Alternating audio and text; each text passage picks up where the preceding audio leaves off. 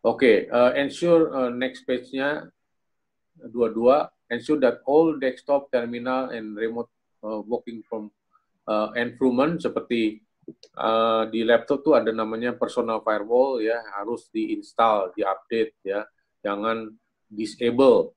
Firewall tuh di-provide oleh Windows ya, di laptop segala macam. Tolong firewall itu di-utilize ya. Harus pakai latest version dari antivirus. Ya.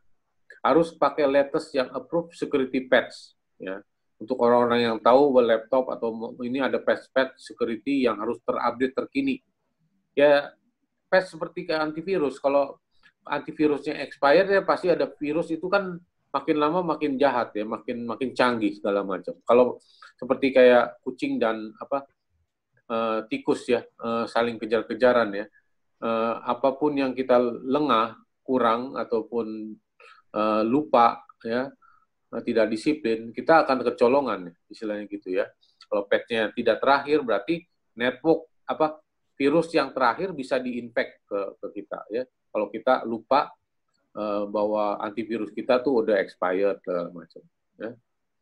Configure prevent user to disabling the security control ya. Jadi kita harus make sure bahwa security control seperti firewall, personal firewall, antivirus itu jangan bisa disable oleh orang user apapun kecuali oleh admin ya. Kenapa? Itu menjadi gerbang security kita. Contohnya antivirus, firewall, ya pakai gunakan patch yang terakhir. Ya jangan sampai itu security control itu bisa di-disable ya oleh orang-orang itu. Jadi make sure bahwa teknologi itu nggak bisa sembarangan di-disable ya. Turn off networking capability. Bluetooth, hati-hati. Bluetooth kalau kita pasang terus itu bisa celah masuk ke dalamnya.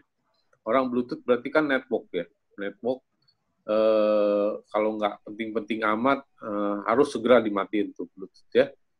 Karena itu menjadi celah. If any part of the telephone environment yang outsource ke third party service ya, both and entity service provider should clearly understand their responsibility ya. Jadi kalau misalnya bagian part dari kita telepon environment di outsource ke third party service, ke call center, kemana ya, kita harus tahu jelas tanggung jawabnya sampai mana, tanggung jawab kita sampai mana ya. VoIP, voice over IP device ya, device dan software must be secure. Hati-hati dengan voice IP ya, telepon voice over IP, karena voice IP itu ada data channel ya. Jadi IP bisa masuk di situ. Di mana IP itu bisa connect ke internet kan, istilahnya gitu. Internet tuh sarangnya orang bad guy ya. Jadi hati-hati.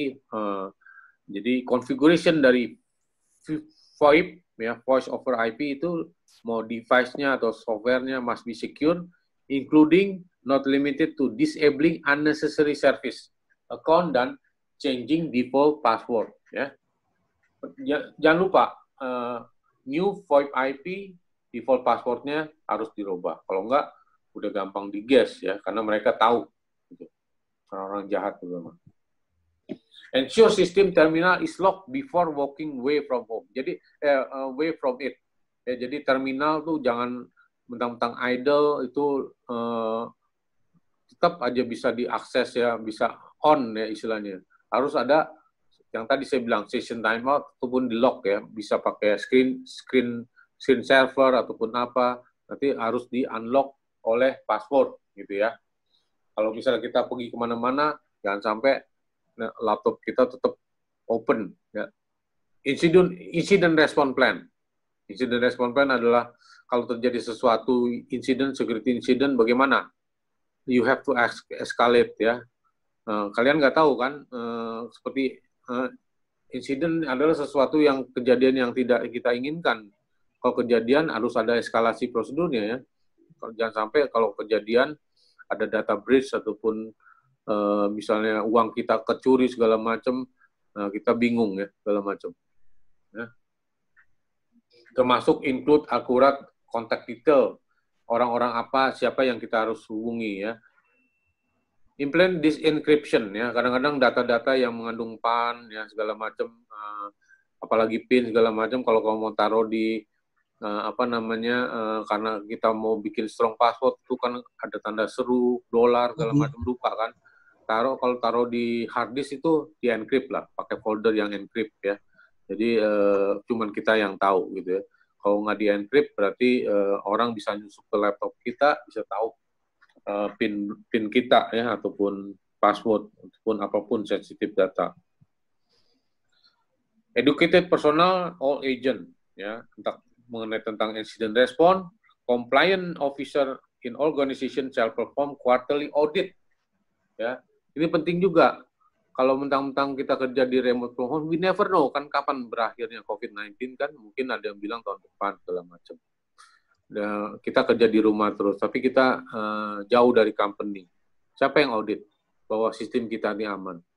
Nah, company yang harus ada aware bahwa kita harus melakukan at least quarterly audit barang-barangnya ini untuk employee yang remote from home, apa aja, software-nya dipakai apa aja, segala macam. Nah, itu. Kalau enggak ya kebablasan juga. Okay. Kebablasan.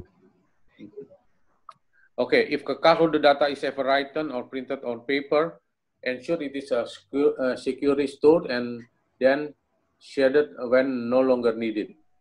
Ya. Kalau misalnya cardholder data yang ditulis atau di print di paper, ensure bahwa ini ditaruh di secure. Kadang-kadang kita taruh data kartu segala macam itu di store di sembarangan ya. Kita harus ada namanya di kantor namanya paper shader ya. Kalau nggak dipakai lagi itu kita hancurin ya. Jadi bisa menghilangkan jejak ataupun data-data yang confidential. Uninstall on disable application dan software that are not needed to reduce the attack surface of the computer and laptop. Jadi application yang diperlukan untuk melakukan operation atau bisnis ya harus di disable atau di uninstall yang tadi saya sebutkan. Oke. Nah, ini adalah terakhir dari aturan-aturan dari PCI yang bisa kita resap untuk memproteksi diri kita masing-masing selagi melakukan work from home ya.